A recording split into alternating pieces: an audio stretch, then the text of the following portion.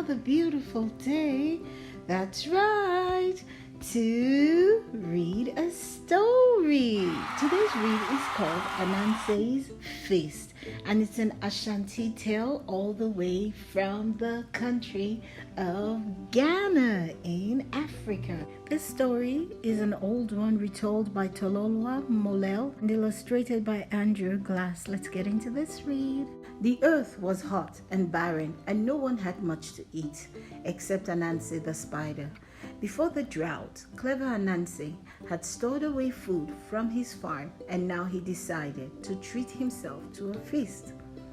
Ananse shut his door and windows and sealed all the cracks in the walls of his old hut. I don't want the delicious smell of my cooking to bring hungry visitors, he muttered. But somehow the aroma of food escaped and reached Ake the turtle, who was searching for something to eat on a dusty riverbed nearby. I'll drop in on my old friend Ananse, thought hungry Ake. I'm sure he'll spare me a bite. Ananse was settling the table when he heard a knock on the door. He stood still and listened. Whoever it is will soon go away, he thought hopefully. The knocking didn't stop, however, and Ananse had to open the door. He didn't want to share his feast with anyone, yet when he saw his friend Ake, he couldn't bring himself to send him away. "Oh, it is you, Ake," said Ananse, smiling. "Come in and be my guest." Ake stared at the mountain of food. He didn't know where to start. "I'll eat the golden crisp fried plantain first. How delicious it looks," he thought. "Oh, look at the steaming hot soft yam and the pepper soup. No, I'll start on the fluffy coconut rice and the creamy beans with ground peanuts." He was searching for the rice when Ananse stopped him. "Your hands are dirty. In my house, it is only good manners to wash your hands before eating," he told Ake. Ake stared at the mountain of food. Ake looked at his hands, dusty and dirty from his manner of walking on all fours. "Can I have some water to wash them?" he asked.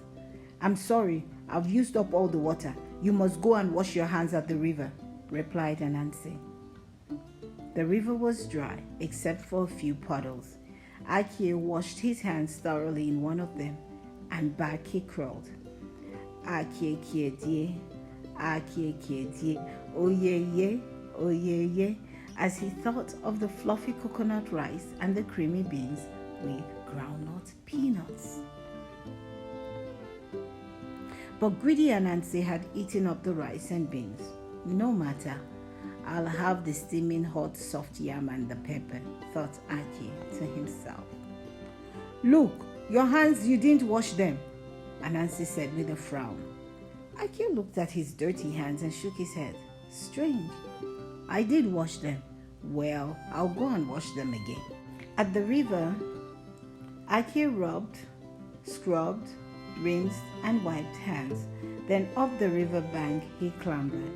Ake kiedie, Ake kiedie, his empty stomach groaning. Oyeye, oyeye, as he thought of the steaming hot soft yam and the pepper soup. He got back to find selfish Ananse finishing up the yam and soup. "Your hands are still dirty," mumbled Ananse. "But I just washed them," protested Ake. "You don't seem to have done a good job of it. Go back to the river," replied Ananse, laughing. By the time Ake returned from the river, cunning Ananse had eaten all the food and was wearing a big, satisfied grin. Hey! Ake suddenly realized how Ananse had tricked him. He only smiled, however, and said to well-fed Ananse, "Thank you for inviting me to the feast. I hope one day I can repay you." "Oh." A few days later, the drought ended. Rain came down, the earth bloomed, and food crops burst forth. Rivers flowed, teeming with fish and crabs. It rained so much that farms became swampy. The harvest was late, and Ananse, who was not a good fisherman, had little to eat. So he was delighted to receive an invitation to a feast at the turtle's home under the river. Hungry Ananse arrived at the river dressed for the feast in a brilliant ceremonial robe. He climbed up a tall tree on the riverbank. Then, straight as an arrow, he dived into the water. Bull, bull, bull, bull, bull. He sank.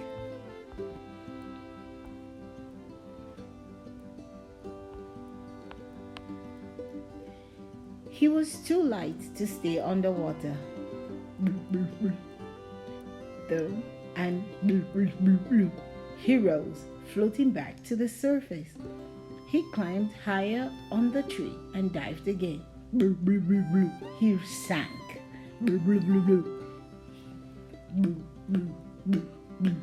He sank. He rose. Then Ananse had an idea. "I know how I can get to the feast," he exclaimed. He filled the enormous pockets of his robe with pebbles from the beach. Then he climbed to the very top of the tree and came streaking down. He sank. He sank down to the feast. Akia was seated at a table laden with plump mounds of juicy, tender crab meat, dressed in a brilliant ceremonial robe of his own. With his heavy shell, he had no trouble staying down. The turtle noticed the bulging weight of pebbles in Ananse's pockets and touched the spider's robe admiringly. "What a beautiful robe, but I suggest you take it off before we eat," he said and smiled. "What?" cried Ananse. "In my house, it is only good manners to take off your robe before eating," Aki said sweetly. And he began to slip out of his robe. Ananse couldn't let Aki think he was an ill-mannered guest. Reluctantly, he took off his robe, and although he tried hard to cling to the table, he rose. He rose back to the surface. Unable to return to the feast without his heavy robe, Ananse sat shivering on the bank, his empty stomach wailing, "Oh ye ye ye ye, oh ye ye ye ye," as he thought of the plump mounds of juicy, tender crab meat. Sometime later, well-fed, Akie walked out of the river. Akie dear. With a big satisfied grin, he came to squat alongside his old friend Ananse. What a delicious feast that was.